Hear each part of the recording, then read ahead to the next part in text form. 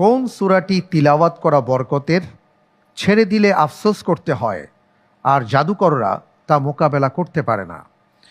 এ সূরাতুল ফাতিহা, বি সূরাতুল বাকারা, সি সূরাতুল ইখলাস, ডি সূরা আল ইমরান।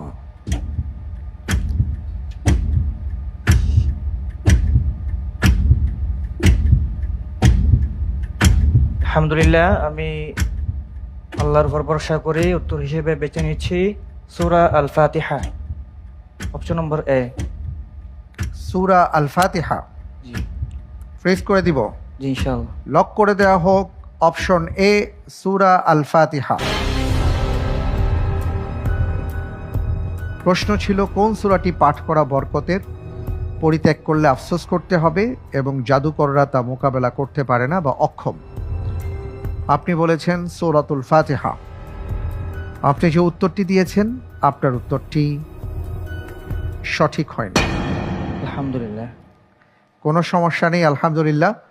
সঠিক উত্তর হচ্ছে সূরাতুল বাকারা, অপশন বি।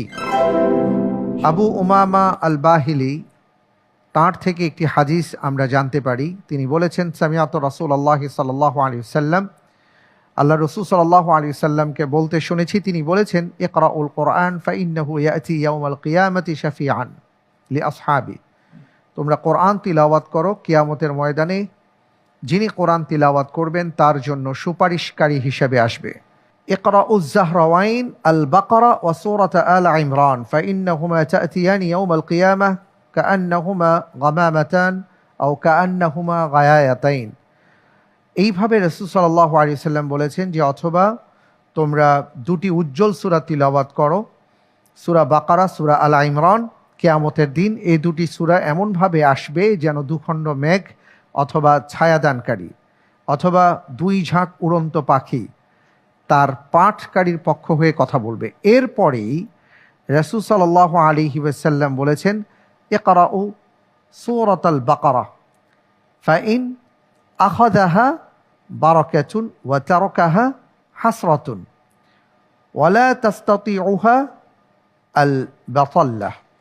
এর মাধ্যমে রাসূল সাল্লাল্লাহু আলাইহি ওয়াসাল্লাম আমাদেরকে জানিয়েছেন সূরা বাকারা পড়ো, কারণ সূরা বাকারা যে ধারণ করতে পারবে সে বরকতময় হবে, আর যে পরিত্যাগ করবে তার জন্য এটা আফসোসের কারণ হবে। বাতিলের অনুসারীগণ তা মোকাবেলা করতে পারে না। এর মাধ্যমে আমরা যেটা জানলাম, এটা মুআবিয়া রাদিয়াল্লাহু তাআলা আনহুর একটা বর্ণনায় আসছে যে তিনি বলেন আল বাতাল্লাতাস সাহরা, এই কথাটা তিনি